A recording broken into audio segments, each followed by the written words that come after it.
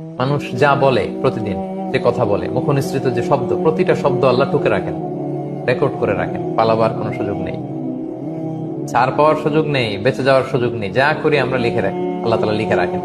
তো আমরা ভালো কাজ করেও যারা দুনিয়াতে বিপদের মুখোমুখি হই, জুলুমের শিকার, আমাদের এখানে আশা জাগা নিয়ে একটা বার্তা যে এগুলো কিন্তু আল্লাহ লিখে রেখেছেন। আমি মাজলুম, আমাকে মানুষ ভুল বুঝেছে, সমাজ আমাকে ভুল বুঝেছে, কিন্তু আল্লাহ বলে আমি ভুল বুঝিনি, তোমার সব কাজ আমি লিখে রেখেছি।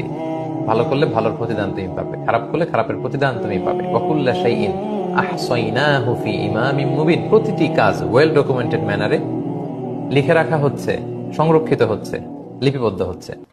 আমরা যখন মানুষের সামনে কিছু করি তখন খুব সাবধানে কথা বলি। আমরা ক্যামেরার সামনে যখন কিছু করি বলি, সাবধানে বলি, কারণ এটা রেকর্ডেড, ডকুমেন্টেড। আল্লাহ তাআলা বলেন এরকম ইমামুম মুবিন নামক ভিডিও রেকর্ড দিয়ে আমি সবকিছু সিসি ক্যামেরার মতো টুকে রাখছি।